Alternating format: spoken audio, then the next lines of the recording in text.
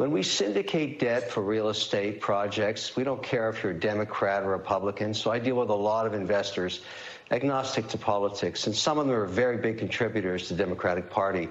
I heard for the first time today, because we like to talk about politics, mostly on policy, and what he said to me was, some of us are having some buyer's remorse.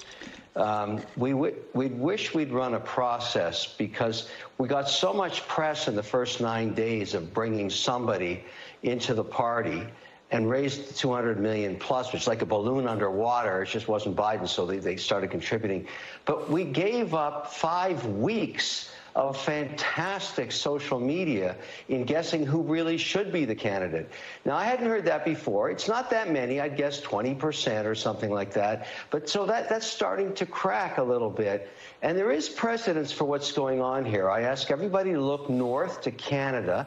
When a young Justin Trudeau swept in, nobody cared about his executional skills or what he'd ever done or anything. They just thought he was the it guy. Look at the country now. It's wiped out. And because it turns out the guy had no executional skills.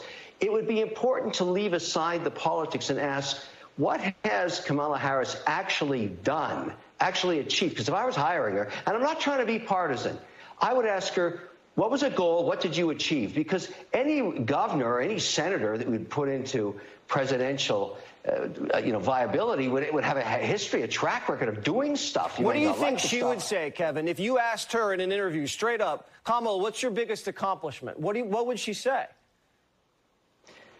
I don't know, because I don't know of one, but I can tell you this. In the next 2 weeks, the happy talk is going to have to stop, because someone's going to sit her down and say, let's talk inflation. Let's talk border. Let's talk policy on energy. Let's talk policy on foreign affairs.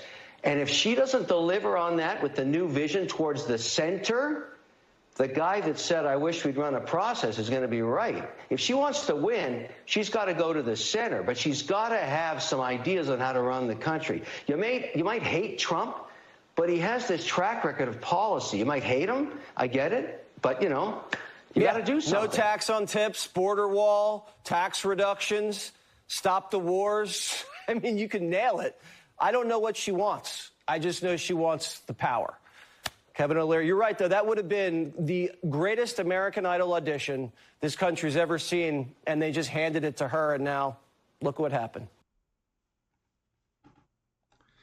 Kamala, assuming she's the Democrat nominee. I mean, it's not definite yet. In the next few weeks before the convention, we'll find out.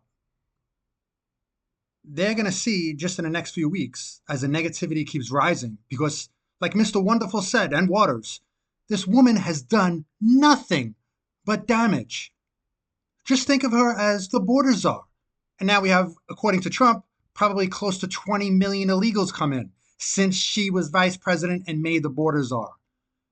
And the Soviets, the Democrats, they're playing Soviet games with this country. They're having all media erase the fact that she was the border czar. What country are we living in? They really think we are the Soviet states of America. We gotta win in November, or they're gonna try it. A real Soviet states of America. Guaranteed.